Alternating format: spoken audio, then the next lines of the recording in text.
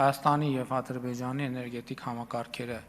միանալու են իրար։ Ռիսկերը հաշվարկել, վտանգները գնահատել է Փաշինյանն այս հայտարարությունից առաջ։ Ընդդիմադիրները տարակուսած են։ Սիրելի քաղաքացիներ, օքեյ եք մեր էներգետիկ համակարգի, այսինքն լույսի ռուբիլնիկը տալ ադրբեջանցիներին։ Ես օքեյ չեմ։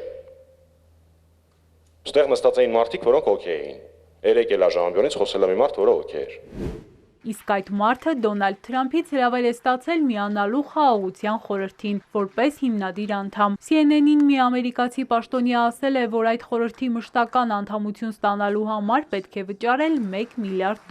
Եթե գրանք են տարբերակով, որ այդ $1 միլիարդ Հայաստանը պիտի ներդնի,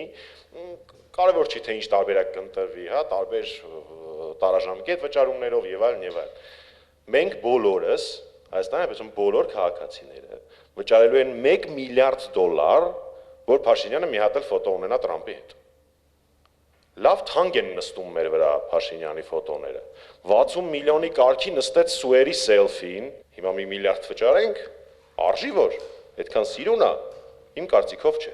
Այս նախադասության մեջ իհարկե ամեն ինչն է աբսուրդ։ Մասնավորապես այն, որ ՔՊԱ-կան Թագուհի Ղազարյանն օդում կախված լուրերին հղում անելով կաթողիկոսին մեղադրում է եկեղեցու գույքը թորներին կտակելու համար եւ այդպես էլ հիմնավորում իր ու գործընկերոջ նոր նախաձեռնությունը։ Հուշարձան պատմամշակութային կառույցները հնարավոր է վաճառել կամ անհատույց օտարել միայն կառավարության համաձայնությամբ։ Որևէ կերպ չի բացառվում, որ օրինակ մեկ այլ հոգևոր թեմի ներկայացուցիչի ծննդյան կապակցությամբ կարող են օտարվել եկեղեցու գույքերը։ Մեկ այլ թեմ ասելով նոր Նախիջևանն է ակնարկում իշխանական падգամավորը, որի առաջնորդին Եզրած Սրբազանին իշխանությունը գործակալ լինելու համար է մեղադրում։ ԱԱԾ-ն ինչ-որ թուղթեր հրապարակել այս թեմայով։ Այսօր փալաց են սարքել ազգային անվտանգության ծառայությունը։ Կեղծիք են թույլ տվել ամենախայտառակ ձևի։